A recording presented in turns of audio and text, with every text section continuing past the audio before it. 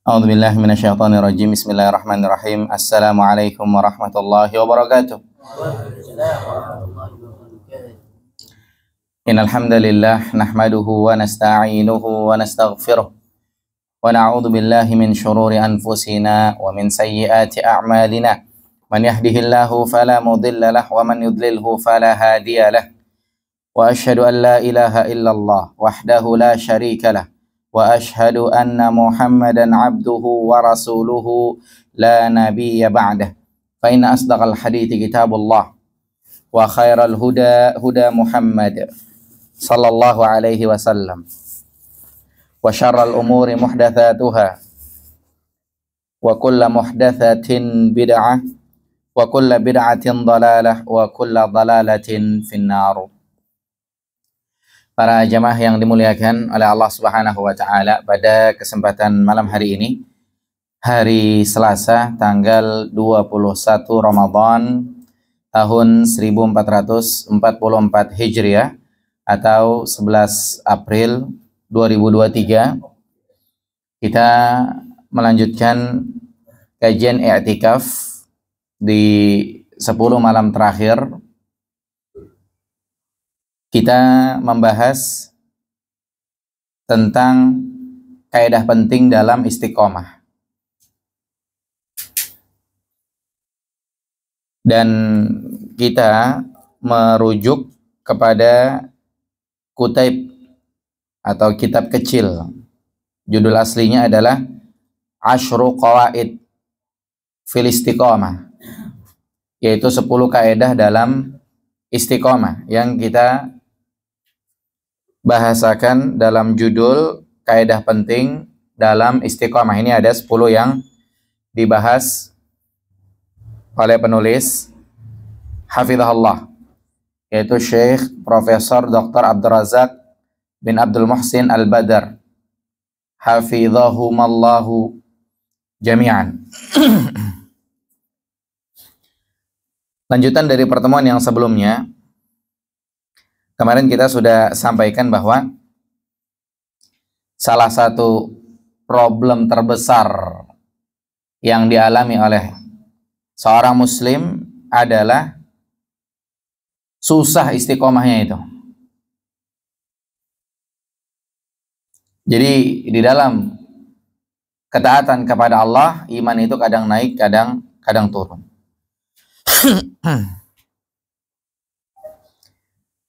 Jadi ini problem.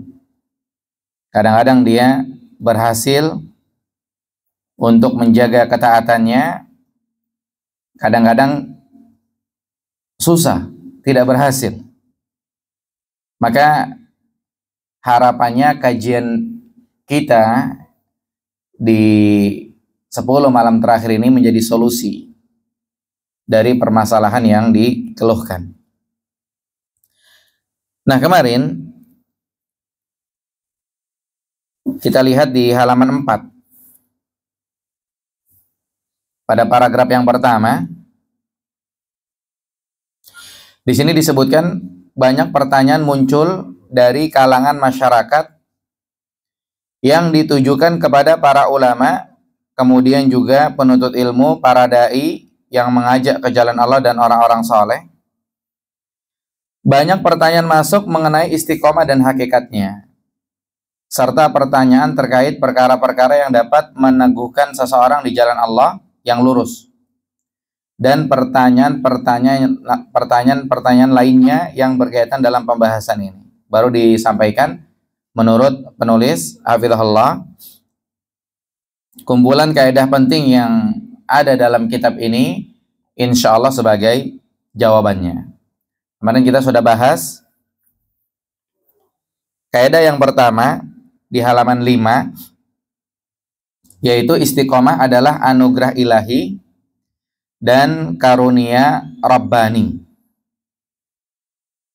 Istiqomah adalah anugerah ilahi dan karunia Rabbani. Maksudnya apa? Maksudnya orang itu bisa istiqomah itu anugerah dari Allah. Orang itu bisa istiqomah itu adalah karunia dari Allah. Orang itu istiqomah ini, istiqomah atau tidak berada di tangan Allah. Kalau Allah bilang istiqomah, maka itu orang bakalannya istiqomah. Tapi kalau Allah bilang orang itu tidak istiqomah, bakalannya juga nggak bakal istiqomah. Kalau bahasa kita, walaupun dibilangin sampai mulut bebusa, ya kagak bakal mempan begitu. Kita lihat di halaman 10. Naskah terjemah paragraf yang kedua. Istiqomah berada di tangan Allah. Bagi yang menginginkannya, maka mintalah kepada Allah. Dan hendaknya dia terus-menerus memohon agar diberikan keistiqomahan. Ini kaidah yang pertama. Istiqomah anugerah ilahi, karunia Rabbani. Istiqomah berada di tangan Allah. Yang pengen istiqomah, minta kepada Allah biar bisa istiqomah di atas agama yang benar.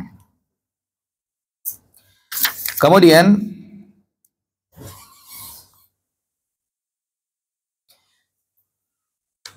lanjutannya kita perhatikan di halaman 14. Paragraf yang kedua di halaman 14 dikatakan, jika Imam Al-Hasan Al-Basri rahimahullah membaca firman Allah, innal ladzina qalu rabbuna Allah tsumma istaqamu, orang-orang yang mereka berkata Rabb kami adalah Allah kemudian istiqomah. Langsung dia berdoa. Dia bilang apa? Allahumma anta rabbana farzuqnal istiqomah. Ya Allah, engkau adalah Rabb kami, tolong kasih rezeki kami istiqomah. Kenapa? Karena ini adalah poin bahasan yang pertama. Istiqomah itu adalah anugerah ilahi, karunia Rabbani. Jadi kepada mereka yang mengeluhkan sulit istiqomah, kadang-kadang rajin, kadang-kadang malas, maka silahkan banyak-banyak minta kepada Allah Subhanahu wa Ta'ala. Apalagi kadang-kadang godaan hidup itu kencang gitu ya. Fitnah itu menyambar-nyambar. Maka solusinya kita minta kepada Allah agar Allah Subhanahu wa Ta'ala bisa menyelamatkan kita semua dari fitnah tersebut. Kadang-kadang mungkin sebagian mengeluhkan belajar agama tuh kadang-kadang malas gitu. Atau mungkin kadang-kadang sholat jamaah di masjid kadang-kadang malas. Atau mungkin amal soleh kadang-kadang malas. Maka solusinya minta kepada Allah Subhanahu wa Ta'ala agar Allah berikan kekuatan sehingga bisa menjalankan ibadah dengan baik. Ini yang disyaratkan di halaman 13. Ada dalil Quran surat Al-Fatihah ayat yang kelima. Iyyaka na'budu wa iyyaka nasta'in. Hanya kepadamulah kami beribadah dan hanya kepadamulah kami memohon pertolongan. Kata ulama, beribadah kepada Allah ini butuh pertolongan Allah. Kalau nggak ditolong sama Allah, orang itu bakal susah beribadah kepada Allah. Orang-orang yang mereka tidak mengamalkan man shoma Ramadan atau kesulitan merealisasikan man qoma Ramadan, jadi siang berpuasa nggak diamalkan, malam menghidupkan malam Ramadan dengan tarawih dan lainnya, ibadah lainnya juga susah, maka sebagaimana tadi disampaikan, beribadah kepada Allah butuh pertolongan Allah. Yang kesulitan dalam hal tersebut, silakan minta tolong kepada Allah. Jadi minta tolong kepada Allah tidak hanya kesulitan-kesulitan dunia saja, tidak. Minta tolong kepada Allah tidak hanya kesulitan-kesulitan yang kita anggap itu kesulitan gitu, yang kesulitan pada umumnya, pada normalnya. Tidak hanya itu saja. Akan tapi dalam hal ibadah pun, dalam hal akhirat pun, dalam hal agama pun, kalau memang kita mengalami kesulitan, kita minta kepada Allah Subhanahu wa taala agar diberikan pertolongan sehingga kita mendapatkan kemudahan. Termasuk di dalam memahami kajian misalnya. Ini Pak Ustadznya nggak enak ya. Susah banget dipahami gitu kan ngomongnya. Terlalu cepat atau mungkin bahasanya tinggi gitu kan. Ya mungkin kalau curhat sama Ustadz itu ya mungkin ikhtiar gitu ya. Tapi nomor satu adalah jangan lupa minta tolong kepada Allah Subhanahu wa taala agar diberikan kemudahan di dalam memahami ilmu agama yang disampaikan oleh ustadz tersebut misalnya. Ini yang dimaksudkan dalam pembahasan yang pertama. Malam ini kita lanjutkan di pembahasan yang kedua. Di halaman 15. Kaidah penting dalam istiqamah bagian yang kedua, yaitu di sini kita harus paham hakikat istiqomah adalah berpegang teguh di atas jalan yang benar dan lurus. Berpegang teguh di atas jalan yang benar dan lurus. Itu namanya istiqomah. Ada orang tiap sahur itu getok-getok tiang listrik. Nggak pakai absen itu. Kemudian ketika dengar suara getokan tiang listrik, sebagian orang membahasakannya apa? Itu bapak itu istiqomah tiap hari, emang nggak pernah absen dia. Ini bukan hakikat istiqomah. Atau misalkannya ada seseorang itu tiap pagi mesti jalan depan rumahnya. Wah, itu orang istiqomah terus, tiap pagi mesti olahraga depan rumahnya. Tapi itu bukan hakikat istiqomah. Ada orang tiap pekan mungkin dia naik sepeda tiap Ahad pagi, dan itu rutin, masya Allah. Yang ngelihat ngebahasnya, bapak itu istiqomah tiap hari, tiap sepekan. Itu bukan hakikat istiqomah. Walaupun kadang-kadang kita membahasakannya itu istiqomah, tapi bukan hakikatnya itu istiqomah. Hakikat istiqomah adalah ketika berpegang teguh di atas jalan yang benar dan lurus. Itu masalah-masalah yang mubah. Apalagi masalah-masalah yang bid'ah. Masalah-masalah yang bid'ah, misalnya apa? Misalnya apa-apa dia baca Fatihah. Mau buka pintu baca Fatihah dulu. Mau minum air baca Fatihah dulu. Kemudian mau masuk rumah baca Fatihah dulu. Sampai ini orang istiqomah banget baca Fatihah gitu kan. Itu bukan hakikat istiqomah. Siapa yang ngajarin apa-apa bolak-balik Fatihah gitu kan. Jadi ingat, istiqomah itu adalah berpegang teguh di atas jalan yang benar, di atas jalan yang lurus, atau bahasa biar selamatnya kita bilang apa? Berada di atas siratal mustaqim. Ini yang dibahasakan dalam hadis, man salaka tariqan yaltamisu fihi ilman sahalallahu lahu bihi tariqan ilal jannah. Barang siapa yang dia meniti satu jalan, di situ dia belajar agama, Allah mudahkan jalan menuju sorga. Di antara terjemahannya adalah, tadi kan kita bahasakan istiqomah itu berada di atas siratal mustaqim, kan begitu. Kemudian kaitan dengan yang ingin kita sampaikan, orang yang belajar agama, Allah mudahkan jalan menuju sorga.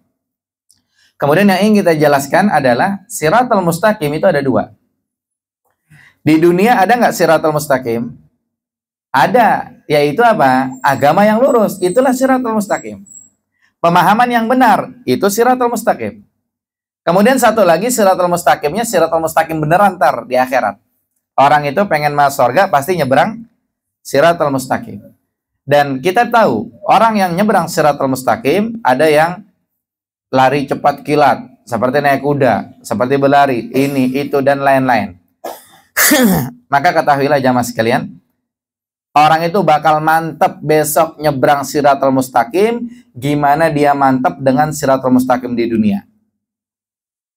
Ya, kalau dia angin-anginan siratal mustaqim di dunia, ya besok kualitas ketika dia menyeberangi siratal mustaqim di sana bakalannya begitu.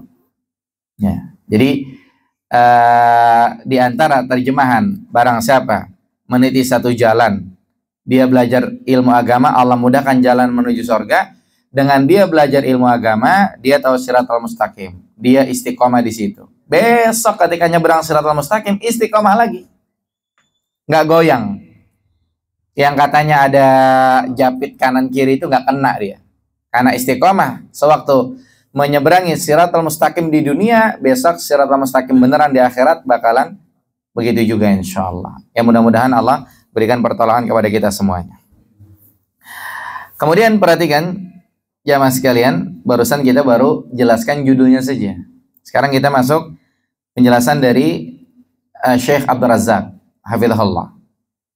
Nah, di sini beliau mengingatkan kita. Nah, dikatakan apa? Untuk mengetahui hakikat istiqomah, marilah kita menelaah nukilan-nukilan yang penuh berkah dari perkataan para sahabat, kemudian tabi'in, mengenai penjelasan makna serta hakikatnya. Jadi coba kita akan simak apa yang dikatakan oleh para sahabat, kemudian apa yang dikatakan oleh para tabi'in. Dari situ kita akan nangkap, oh ternyata istiqomah maksudnya itu gitu. Walaupun tadi di awal dikasih secara global, istiqomah itu adalah berada di atas siratal mustaqim, berada di atas agama yang benar. Jadi kalau ada aliran-aliran tertentu yang dia ngumpul-ngumpul di masjid dengan gaya-gaya tertentu misalnya, pokoknya dengan sesuatu yang sebetulnya kalau dilihat secara kacamata syariat tidak syar'i gitu ya, berarti kan namanya bukan siratal mustaqim, gaya beragama seperti itu gitu kan. Berarti mereka tidak dikatakan sebagai orang yang istiqomah, tidak dikatakan mereka mendapatkan hakikat istiqomah. Oleh karenanya kita akan simak apa kata para sahabat tentang arti istiqomah, kemudian apa kata para tabi'in tentang arti istiqomah. Dari sini kita bakal lebih memahami lagi tentang makna tersebut insya Allah. Yang pertama, di sini dibawakan perkataan Abu Bakar As-Siddiq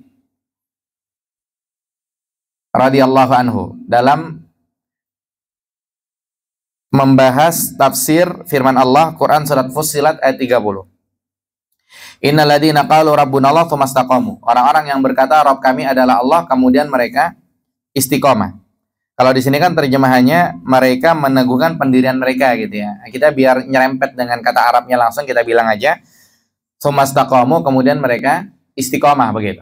Biar langsung paham. Nah, apa kata Abu Bakar radhiyallahu anhu? Lihat di halaman 16. Abu Bakar radhiyallahu anhu mengatakan humul ladzina lam yusyriku billahi syai'an.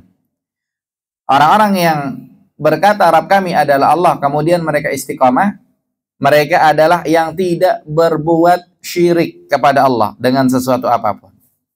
Berarti satu makna istiqamah kita dapat, yaitu tidak menyekutukan Allah, tidak berbuat syirik kepada Allah. Makanya kalau ada orang yang mungkin pakai penglaris garam ya, itu orang pakai penglaris garam terus istiqomah gitu. Nah ini bukan hakikat istiqomah gitu. Hakikat istiqomah adalah ketika seseorang itu tidak menyekutukan Allah Subhanahu wa Ta'ala. Yang kalau hawanya udah panas, AC-nya boleh nyala semua ya. Tapi kalau cukup ya diterima saja. Panas nggak Pak? Nggak ya. Kalau panas remote AC-nya di sana. Saya ngomong rasa panas dikit ya. Nah, nggak nanti aja, biar bareng-bareng. Kemudian kita lanjut. Tadi kita dapat satu makna istiqomah, yaitu tidak berbuat syirik, tidak menyekutukan Allah. Kalau syirik, kalau menyekutukan Allah, berarti tidak istiqomah itu. Tidak istiqomah dengan hakikat istiqomah yang sebenarnya, bukan siratal mustaqim. Karena siratal mustaqim adalah tidak berbuat syirik, tidak menyekutukan Allah. Satu poin. Lanjut yang kedua, yaitu riwayat yang datang dari Umar bin Khattab radhiyallahu anhu. Sama ayatnya, Quran surat Fussilat ayat 30. Innal ladzina qalu rabbunallah tsumma istaqamu. Orang-orang yang berkata Rabb kami adalah Allah kemudian mereka istiqomah. Apa kata Umar? Umar mengatakan lam yarugu rawaghaf fa'lab. Umar membahasakannya apa? Mereka adalah orang-orang yang tidak serong ke kanan atau ke kiri layaknya seekor serigala. Artinya manteng di atas agama yang benar, manteng di atas siratal mustaqim. Jadi nggak serong kanan, nggak serong kiri. Saya pernah cerita, saya ada saudara di Cianjur, laki-laki, masya Allah, lama saya nggak ketemu sama orang ini.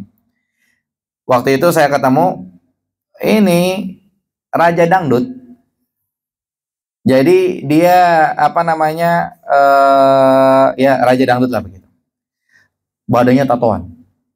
Pas saya ketemu ketika saya SMA mungkin ya. Ternyata subhanallah berubah 180 derajat. Saya ketemu sorbanan.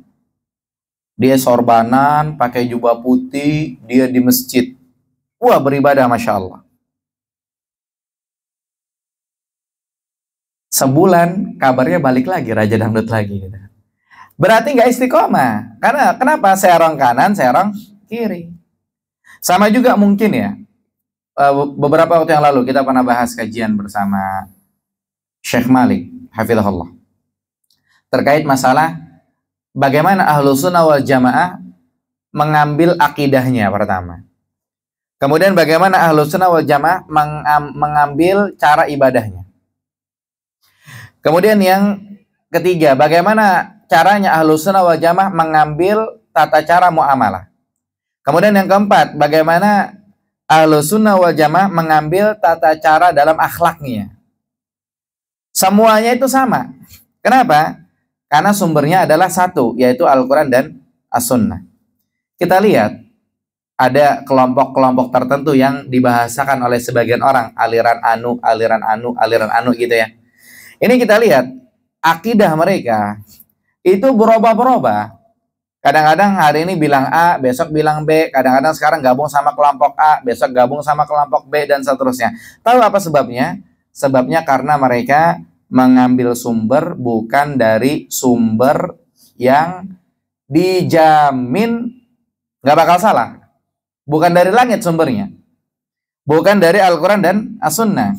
Akan tapi sumbernya bisa jadi dari mimpi, bisa jadi dari hawa nafsu, bisa jadi dari ilmu kalam, jago ngomong gitu kan, logika dan lain-lain, sehingga dalam akidahnya dia ya berubah-berubah.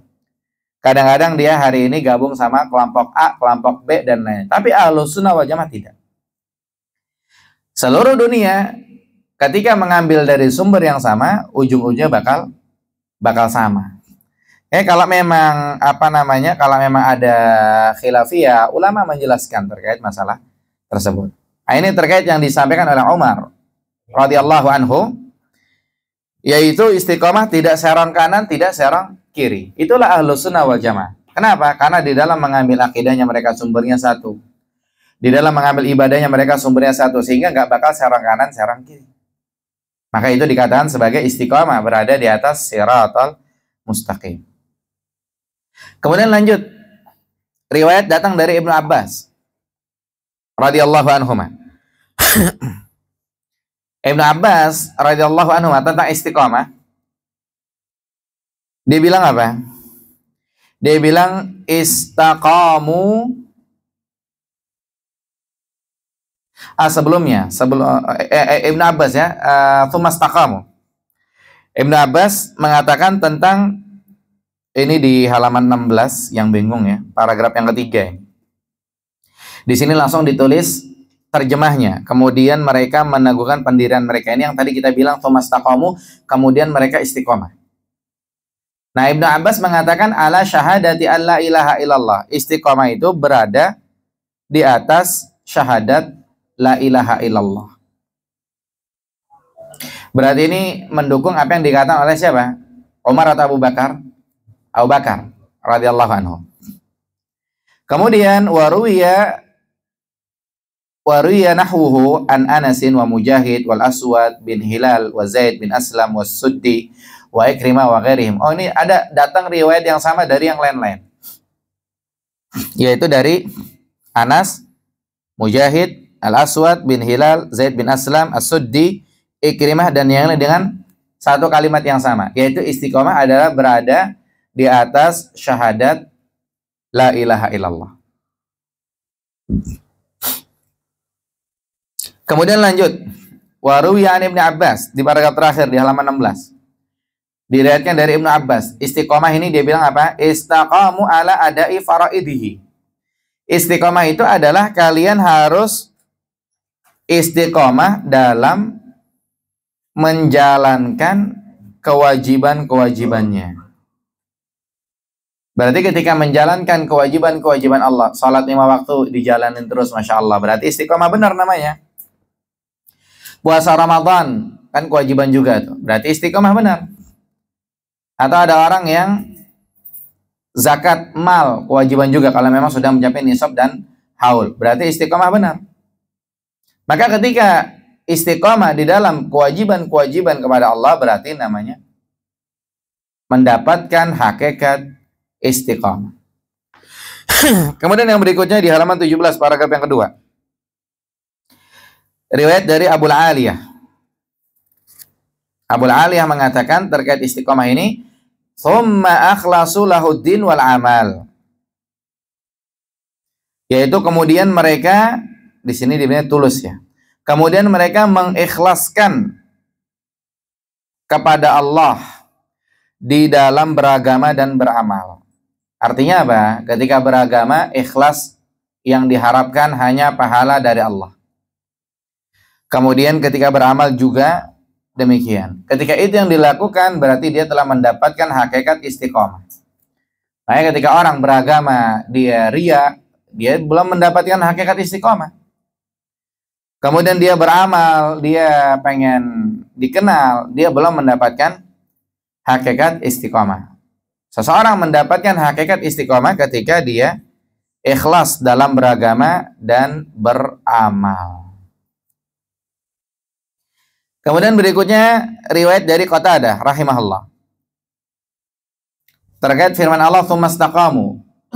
Kemudian mereka istiqamah. Dia bilang istaqamu ala taatillah. Istiqamah di dalam ketaatan kepada Allah. Berarti ini juga hakikat istiqamah, yaitu istiqamah di dalam ketaatan kepada Allah. Kemudian lanjutannya disebutkan perkataan Al-Imam Ibn Rajab Al-Hambali rahimahullah. Disebutkan di dalam kitab Jami'ul Ulum wal Hikam. Ini biasa ada kajiannya di hari biasa ya, di hari Sabtu pada subuh. Betul.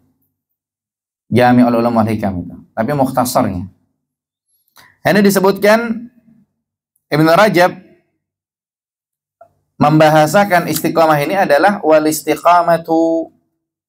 Istiqamah itu adalah hiya sulukus siratil mustaqim. Yaitu berada di atas siratal mustaqim. Nah, siratal mustaqim ini apa? Siratal mustaqim wa huwa dinul qayyim. Di halaman 18. Siratal mustaqim adalah agama yang lurus. Min ghairi ta'rijin anhu yamnatan wala yasratan, atau yaminatan wala yasaratan, tanpa menyimpang ke kanan dan ke kiri. Wa yashmal dzalika fi'lat ta'at kulliha, dan mencakup dalam istiqamah ini adalah semua amalan ketaatan atau mengamalkan ketaatan-ketaatan. Namanya itu istiqamah. Adz-dzahira wal batinah, yang lahir ataupun yang batin, yang kelihatan ataupun yang tidak kelihatan. Wa tarkal manhiyat kulliha kadzalika. Kemudian juga termasuk cakupan istiqamah adalah meninggalkan semua perbuatan yang dilarang. Fasarat hadhil wasiyatu jami'atan li khisalid dini kulliha. Sehingga wasiat ini mengandung seluruh sifat-sifat agama semuanya. Intaha kalamuhu rahimahullah, selesai perkataannya. Artinya semua istiqomah terkait agama, intinya dia berada di atas siratal mustaqim, nggak serong kanan, nggak serong kiri, melakukan segala ketaatan, kelihatan ataupun tidak kelihatan, meninggalkan larangan juga begitu, kelihatan ataupun tidak kelihatan, dan seluruh agama semuanya ketika itu diamalkan berarti istiqomah namanya. Ya, berarti istiqomah namanya. Baru sebagai penutup ini kesimpulan dalam kaidah yang kedua ini. Yaitu apa? Makna-makna ini serupa antara satu dengan yang lainnya, serta saling menjelaskan. Kenapa? Karena istiqomah termasuk kata yang syarat makna, mencakup semua isi ajaran agama.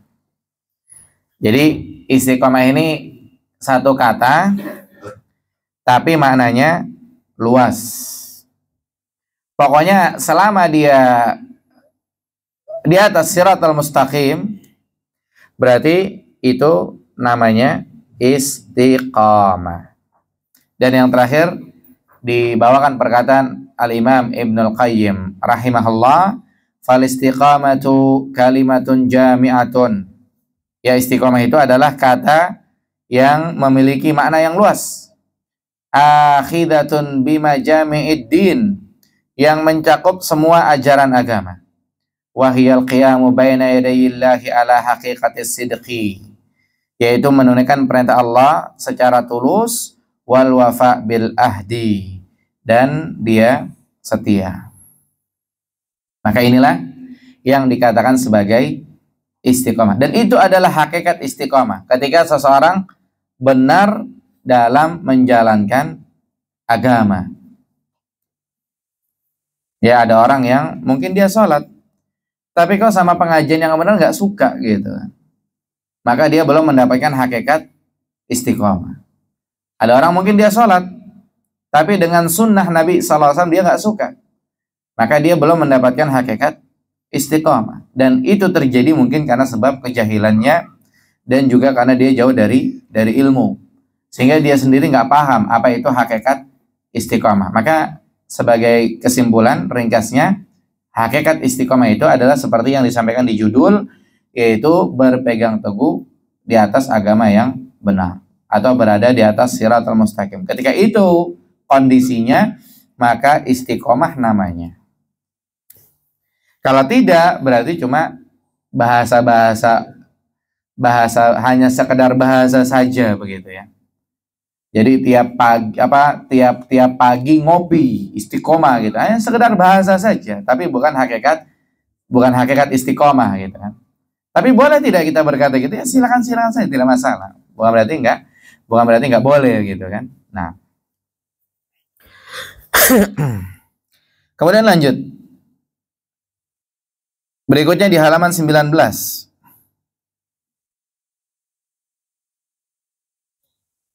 Yaitu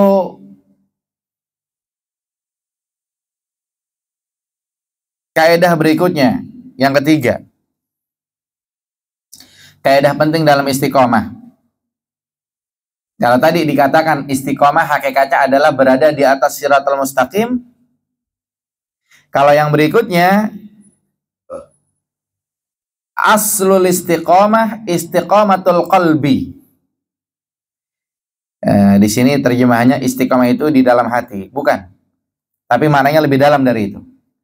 Artinya apa? Aslul istiqomah, pusatnya istiqomah, asalnya istiqomah itu istiqomatul qalbi.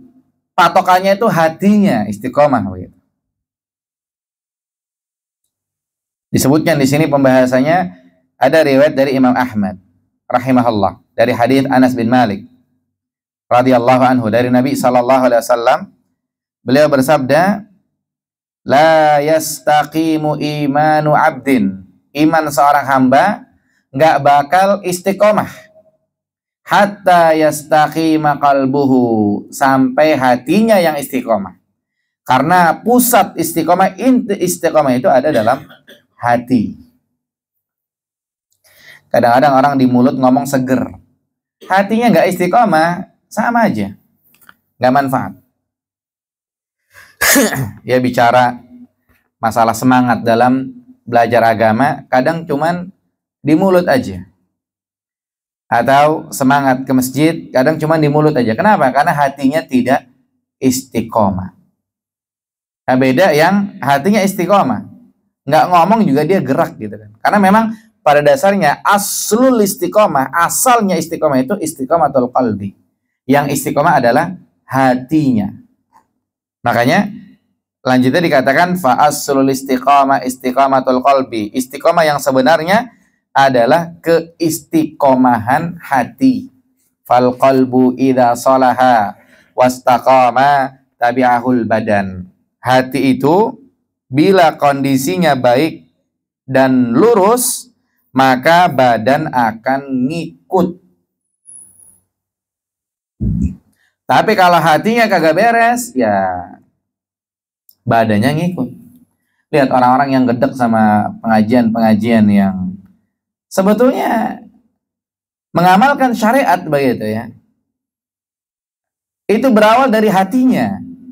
Akhirnya berujung membubarkan kajian. Atau fitnah sana, fitnah sini. Gara-gara apa? Hatinya tidak istiqomah. Sehingga itulah yang terjadi. Makanya Al-Hafidh Ibn Rajab rahimahullah, beliau mengatakan apa? Fa asrul istiqamati istiqamatul qalbi ala tauhidi.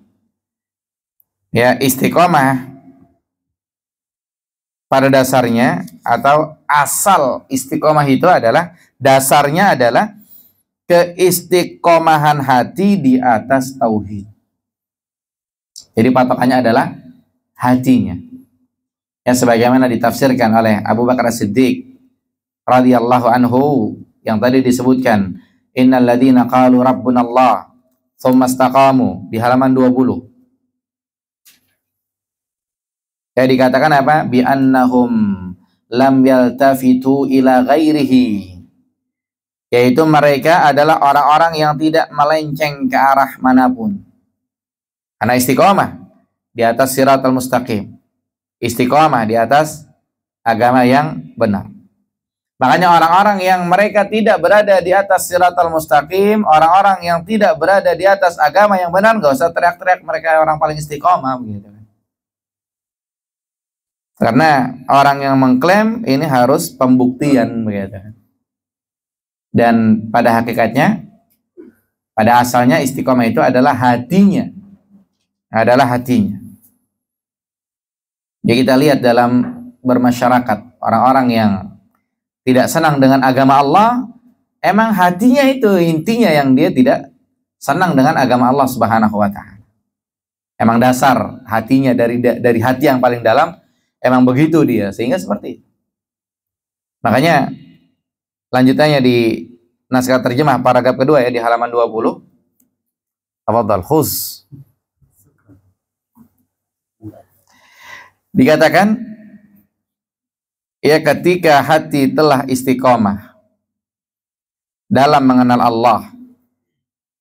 Nah, dalam naskah Arab, famata istaqamal qalbu ala ma'rifatillah. Artinya kalau hati itu istiqomah di dalam mengenal Allah, wa ala khasyatihi, dalam takut kepada Allah, wa ijlalihi, kemudian juga segan terhadap Allah, mengagungkan Allah, kemudian juga wa muhabatihi wa mahabbatihi, mencintai Allah, kemudian yang diingin itu memang hanya Allah saja, wa rajaihi wa du'aihi, yang dia harapkan hanya Allah saja, kemudian kalau dia berdoa yang dia minta hanya kepada Allah saja. Kemudian wa tawakkuli alaihi, tawakal juga kepada Allah. Wal i'rad amma siwahu, berpaling dari selain Allah. Pokoknya cuman Allah, Allah, Allah, Allah begitu. Maka kalau itu yang terjadi, bakalannya apa? Istaqamat al-jawarihu kulluha ala ta'atihi. Niscaya semua anggota badan akan istiqomah di atas ketaatan kepada Allah. Jadi kalau hati ini istiqomah, agama bakal apa? Badan bakal istiqomah. Kenapa? Sebab hati merupakan raja dan seluruh tubuh layaknya pasukannya. Apabila rajanya istiqomah, maka pasukan beserta rakyat juga akan istiqomah. Ibaratnya demikian yang disebutkan oleh Al-Imam Ibnu Rajab Al-Hambali dalam kitab Jami'ul Ulum wal Hikam. Jadi intinya istiqomah nggak istiqomah tergantung hatinya gitu. Dan kita lihat Masya Allah ya, orang-orang yang kita nggak nyangka ternyata hati mereka baik. Sehingga amalannya pun baik. Efek dia punya badan pun baik. Kita nggak nyangka. Kenapa? Karena memang hatinya subhanallah, ternyata hati yang istiqomah. Sehingga membantu dakwah, membantu Islam, menolong agama Allah. Karena hatinya itu yang luar biasa. Hatinya yang baik gitu. Tapi ada orang-orang yang kita nggak nyangka. Ternyata dia mengobrak-abrik dakwah. Oh, ternyata memang dasar hatinya itu yang duluan nggak istiqomah sehingga badannya seperti itu jadinya. Ngefek ke badan. Gara-gara intinya di hati. Kemudian lanjutannya di paragraf terakhir di halaman 20 disebutkan dalam Sahih Bukhari dan Muslim dalam hadits Nu'man bin Bashir radhiyallahu anhuma. Dia bilang, sami'tu Nabi sallallahu alaihi wasallam yaqul, aku mendengar Nabi sallallahu alaihi wasallam bersabda, hadits di halaman 21, inna fil jasadi mudghatan, di dalam badan itu ada segumpal daging. Idza salahat salahal jasadu kullu, kalau itu daging bagus, jasad badan semuanya pada bagus. Wa idza fasadat, kalau itu daging jelek, fasadal jasadu kullu, maka badan jelek juga. Ala wahyal qalbu. Daging yang dimaksud itu adalah hati. Jadi kalau hatinya jelek, ya udah parah-parah, badannya juga bakal jelek. Dalam artian apa? Ganggu sana, ganggu sini, nyakitin sana, nyakitin sini, nggak senang dengan dakwah, nggak senang dengan orang-orang yang berjuang dalam agama Allah, karena hatinya itu yang sakit, hatinya itu yang nggak istiqomah gitu. Ini parah, kalau hatinya yang nggak istiqomah, ini repot.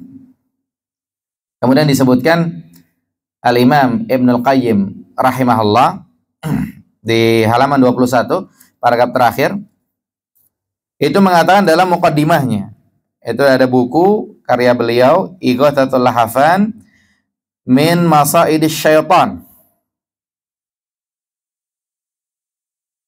Nah, di sini dikatakan apa? Walamma kana al-qalbu li hadhil a'dha kal malikil mutasarrif fil junud alladhi tasduru kulluha an amrihi.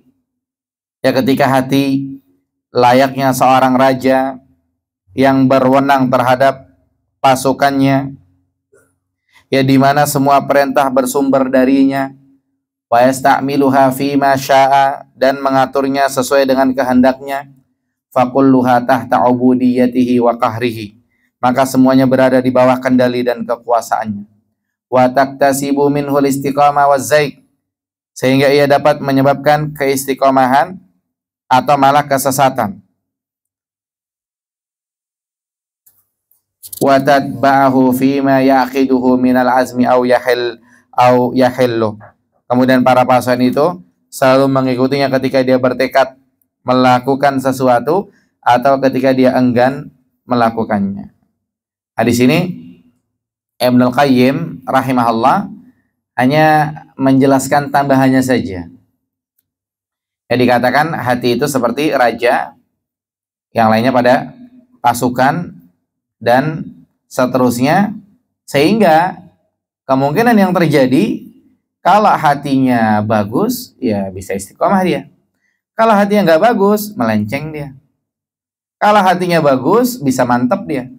Tapi kalau hatinya bagus, kalau hatinya tidak bagus, ya bisa kesian badannya seperti itu. Dan Nabi SAW mengatakan dalam hadis di halaman 22, ala wa inna fil jasadi mudghatan idza salahat salahal jasadu kullu wa idza fasadat fasadal jasadu kullu ala wahyal qalbu. Ya, dalam badan ini ada segumpal daging, kalau itu daging bagus, badan semuanya bagus. Kalau itu daging rusak, maka badan semuanya rusak. Daging yang dimaksud adalah hati. Yang tadi disebutkan, asal keistiqomahan itu adalah dari hati. Maka dikatakan apa? Hati adalah rajanya. Sementara anggota tubuh lainnya adalah pelaksana perintahnya, yang menerima pemberian darinya. Setiap perbuatan tubuh tidak akan berjalan dengan baik kecuali jika memang dimaksudkan dan diniatkan oleh hati. Dan hati merupakan penanggung jawab seluruh tubuh.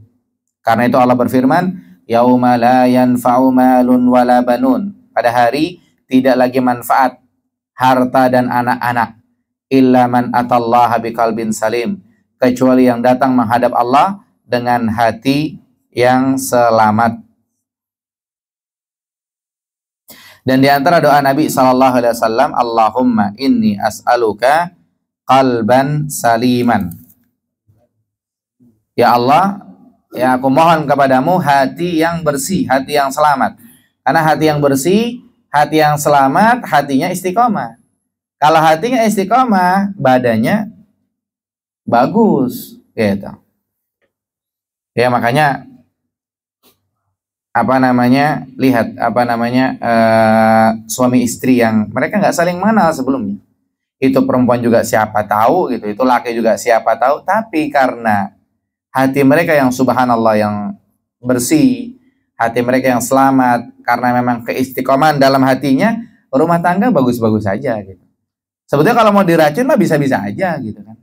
Mungkin kalau mau dibunuh, kalau mau disakitin bisa-bisa aja. Tapi subhanallah, karena hati yang istiqomah tadi itulah, sehingga Masya Allah rumah tangga pun lancar-lancar saja, penuh keberkahan, dan seterusnya. Walaupun dengan tingkatan keberkahan yang berbeda-beda, seperti itu. Maka inti dan asal istiqomah itu ada dari dalam hati. Ya wallahu a'lam.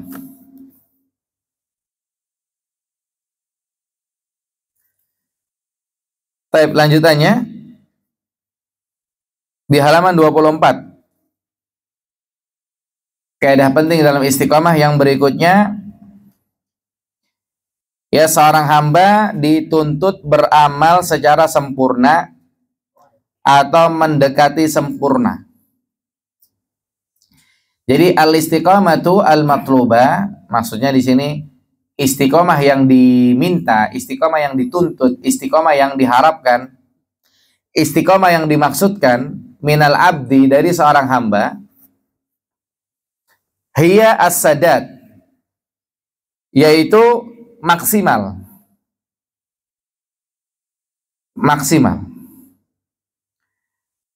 Contoh misalnya apa? Ya misalnya kita bicara salat tarawih lah ya misalnya. Ini terlepas dari masalah khilafiyah. Ini hanya sekedar contoh saja. Jadi sebetulnya salat tarawih itu, qiyamul lail itu, yang diharapkan itu sebetulnya kayak salatnya Nabi begitu. Yang katanya 11 rakaat. Kemudian dalam hadits Aisyah itu dibilang apa? Dibilangnya Nabi salat 4-4-3. Ya salat 4-4-3. Tapi dalam riwayat lain Nabi mengatakan salat malam itu 2 rakaat. Maka kata ulama 4-4-3 itu maksudnya apa? Maksudnya 2 rakaat salam langsung diri lagi. 2 rakaat salam baru istirahat. Dianggapnya 4 tuh. Kemudian 2 rakaat salam langsung diri lagi, 2 rakaat salam. Langsung 2 rakaat salam baru istirahat gitu. Jadi 4-4. Nah yang tiganya sama. 2-1 gitu, 2 rakaat salam langsung diri lagi 1 gitu. Walaupun terkait salat witir ada lebih dari 3 cara salat witir itu. Salat witir itu bahasa kita bisa 2-1. Salat witir itu bisa langsung 3. Salat witir itu bisa langsung 5. Salat witir bisa langsung 7. Salat witir bisa langsung 9. Ya, keterangan detailnya buka Fikih Al-Wajiz karya Dr. Abdul Azim Badawi. Hafizahullah, ada di situ disertakan dalil hadits Aisyah radhiyallahu anha lengkap. Jadi Kalau bisa sama kayak Nabi begitu. 11 rakaat panjangnya, bagusnya kan dalam hadis Aisyah dibilangnya apa? Falatas'al an husnihinna wa tulihinna. Jangan tanya gimana cakepnya, gimana panjangnya sholat Nabi itu. Nah, cuman kita kalau panjang gitu kan nggak sanggup, nggak bisa. Makanya lanjutannya apa? Fa'in lam yakdir fal muqarabah. Kalau nggak mampu, ya paling nggak mirip-mirip lah. Ya udah sholatnya 11. Kemudian beres 2 salam langsung diri lagi 2, istirahat agak lama dikit. Nanti 2 lagi langsung diri lagi 2, istirahat agak. Jadi ujungnya 4-4-3 kan katanya sholat tarawih 4-4-3 tuh kan. Kita dapat poin itu gitu. Kemudian katanya sholat malam itu 2 rakaat kan. Nah, kita dapat poin itu gitu. Jadi pada dasarnya istiqomah itu ya tadi kita dimintanya maksimal, tapi kalau enggak ya yang bisa kita lakukan lah mirip-mirip lah gitu. Ini yang kita pernah dengar, fattaqullaha mastata'tum. Bertakwa kepada Allah semampu kita. Tapi ini lebih ke arah begini, istiqomah itu kalau bisa maksimal. Tapi kalau enggak ya apa namanya mirip-mirip lah. Kayak tadi kita bahasakan ya Pak, salat tarawih kalau bisa sama kayak Nabi SAW. Tapi kalau nggak bisa ya udahlah dapat 11 rakaatnya aja lah. Jadi sama-sama 11 gitu. Walaupun terlepas dari khilafiyah gitu kan. Ini masalah salat tarawih, ini khilaf panjang, kesimpulannya ya yang salat lebih dari 11 mah silakan saja, ini pendapat para ulama. Ya wallahu a'lam. Tapi nanti lanjutan detailnya insya Allah besok saja kita sampaikan bahasanya pada pertemuan berikutnya. Kita lanjut di kaidah penting dalam istiqomah bagian yang keempat insya Allah besok. Tapi sampai di sini sebelum ditutup, ya barangkali ada yang ditanyakan terkait pembahasan, silahkan. Kalau tidak ada kita akan tutup. Tidak ada? Nah, tafadhal. Bagaimana kiatnya Ustaz dengan Ustaz yang menyambar-nyambar tadi untuk tetap kita teguh terhadap sunnah ini?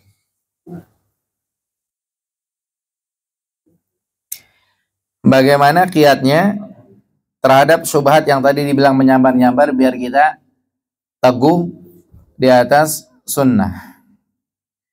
Kiatnya banyak.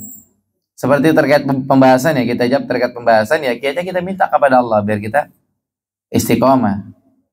Kita minta tolong kepada Allah. Kemudian kita juga harus belajar hakikat istiqomah itu seperti apa, ya kan? Kemudian juga tadi kita harus paham juga istiqomah itu pada hakikatnya dari hati, dan pada dasarnya ya kita belajar lah sehingga kita selamat dari fitnah. Ya kalau kita tidak belajar ya nggak dijamin kita selamat dari fitnah. Tapi insya Allah dari apa yang ingin ditanyakan lanjutannya nanti ada jawabannya lanjutannya pada pertemuan berikutnya insya Allah. Sampai tuntas dulu pembahasannya, nanti ada di sela-sela pembahasan jawabannya insya Allah. Allahu a'lam. Yang lain ada yang ditanya? Baik, silahkan Pak. Tadi mengenai sholat tarawih, Pak juga tadi saya pernah mengikuti sholat tarawih di suatu musola 4-4-3 itu 4 tanpa salam Pak. Iya, jadi penanya menanyakan tentang sholat tarawih.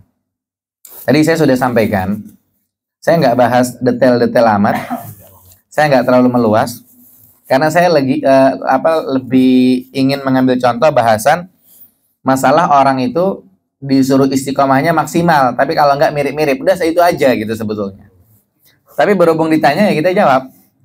Jadi katanya penanya pernah sholat di masjid, tadi kan katanya sholat tarawih 4-4-3 gitu. Nah penanya berbagi pengalaman, cerita lah, katanya pernah sholat di masjid beneran 4-4-3 gitu, bukan kayak tadi kita bilang 4-4-3 itu 2 salam istirahat, 2 salam 2 istirahatnya.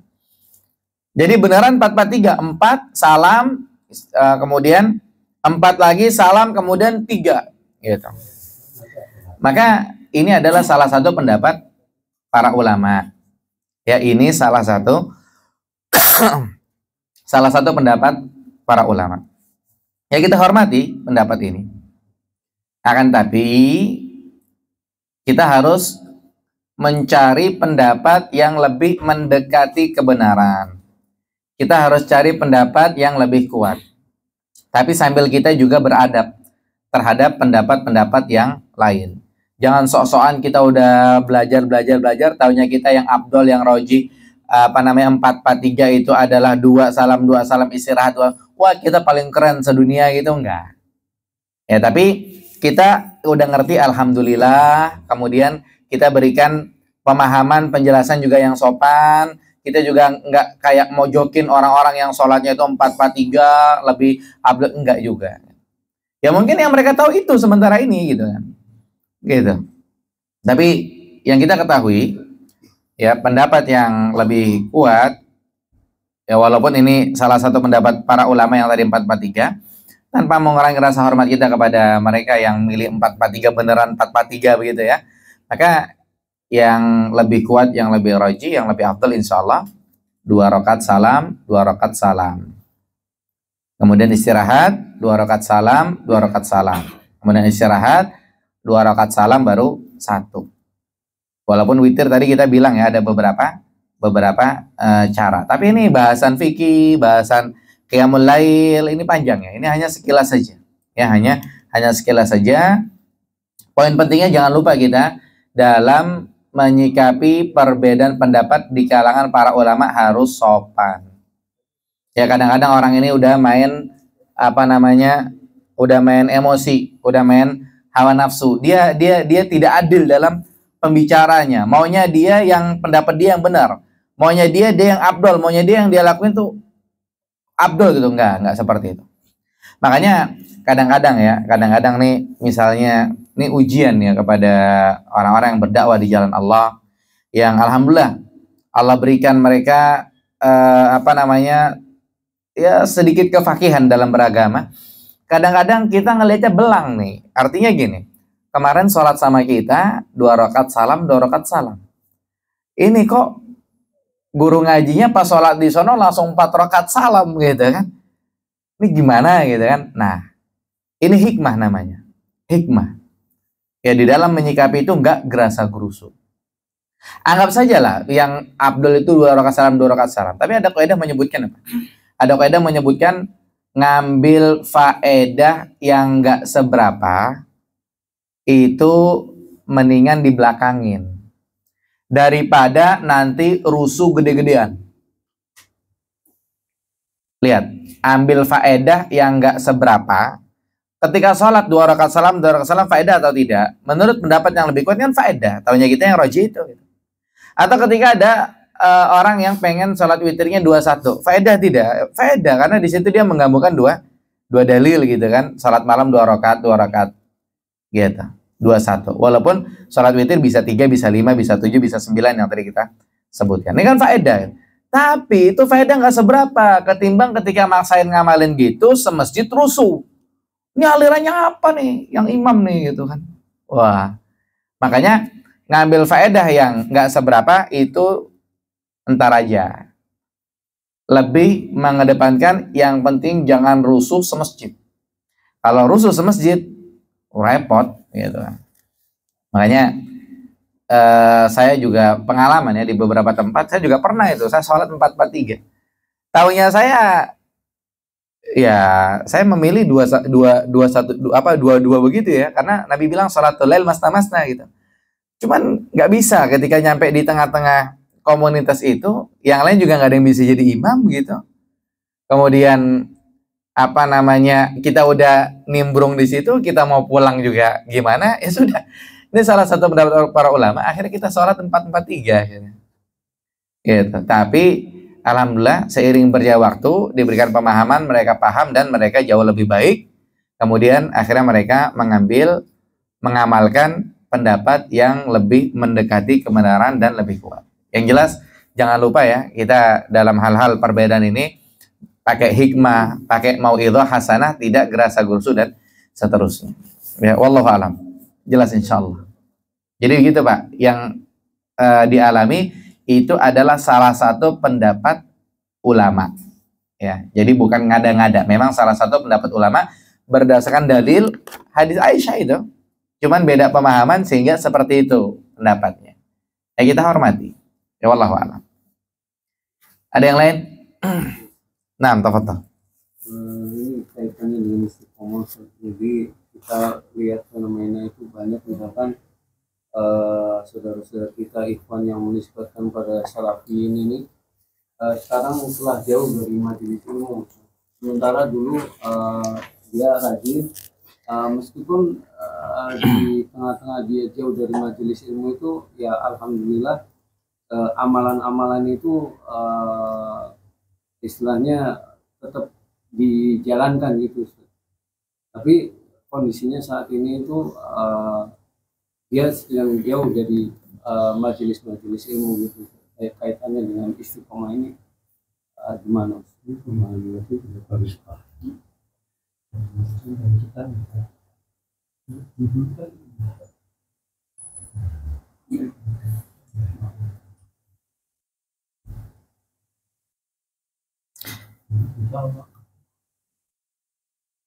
Jadi yang ditanyakan adalah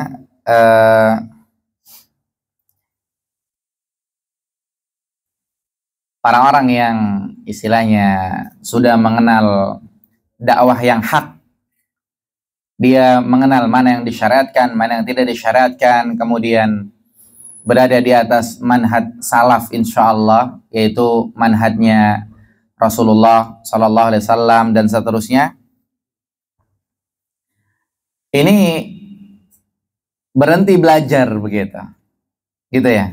Ini seperti bagaimana ini? Nah, di sini saya nggak mau bahas panjang-panjang. Saya hanya ingat aja perkataan di dalam athar salaf.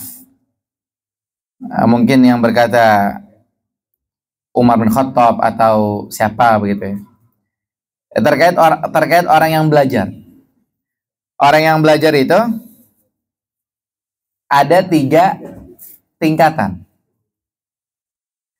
Orang yang belajar, ketika baru-baru belajar, itu biasanya dia apa? Sombong. Dia udah tahu gitu kan. Wah, dia belum tahu ya. Dia udah tahu, ya kan gitu. Istilahnya udah ngaji lama lah. Kadang-kadang sombong-sombong gimana gitu. Ini orang baru masuk tahapan ilmu yang pertama. Baru masuk gerbang, baru buka satu gerbang dia gitu. Kemudian kalau dia masuk gerbang yang kedua, ya akan terjadi apa? Tawadhu dia. Tawadhu. Ya dia tawadhu. Setelah dia belajar, oh ternyata salah dia kemarin sombong itu. Dia ngerasa wah dia paling jago gitu kan. Udah paling pengalaman gitu kan. Dilihat sebelahnya ya baru hadir berapa kali gitu kan. Ini kalau begitu, kalau ngerasa gitu sombong, ini namanya baru di tahapan pertama tuh, baru di gerbang pertama. Tapi ketika udah masuk agak dalam dia tawadhu. Tapi ketika dia belajar lebih dalam lagi, bakalannya apa yang dia rasa? Dia rasa dia nggak ada apa-apanya.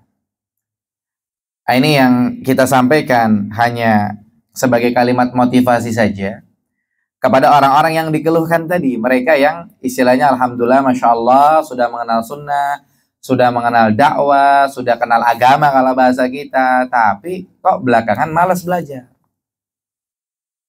Gitu. Ya sama, ustadznya juga sama. Mungkin kalau ustadznya mungkin nggak mau ngajar begitu. Atau juga mungkin nggak mau belajar juga sama aja, sama. Jadi yang belajar dengan yang mengajar ini semuanya sama. Kena nasihat dalam ungkapan tersebut. Jadi di sini saya nggak bahas panjang-panjang gitu, enggak. Ini hanya sebagai motivasi saja untuk mengingatkan kita bersama, ya kita harus tetap belajar. Ya kita harus tetap belajar karena kita tahu hadis Nabi SAW, barang siapa yang meniti satu jalan belajar agama, Allah mudahkan jalan menuju sorga. Dan kita, kalau kita udah selesai satu kitab, lanjut lagi di kitab yang lain. Kita udah selesai pendidikan di satu tempat, lanjut lagi di pendidikan yang lain gitu. Jadi kita nggak berhenti belajar itu kan, kata para ulama, minal mahdi ilal lahdi. Belajar itu dari lahir, dari buayan sampai liang lahat begitu kan. Sehingga nasihat ya kepada mereka-mereka yang berhenti belajar, ya jangan berhenti. Tapi kita husnuzon, mungkin mereka belajar di tempat yang lain. Iya, ya wallahu alam. Ini hanya sekilas saja yang kita jawab. Tapi yang lain masih ada? Cukup? Baik, kalau cukup berarti sampai di sini. Nanti insya Allah kita lanjut pertemuan berikutnya di kaidah yang keempat insya Allah. Wallahu a'lam bishawab. Yang benar datang dari Allah Subhanahu wa taala. Yang salah dari saya pribadi. Barakallahu fikum. Wa sallallahu ala nabiyyina Muhammad wa akhiru da'wana alhamdulillahi rabbil alamin.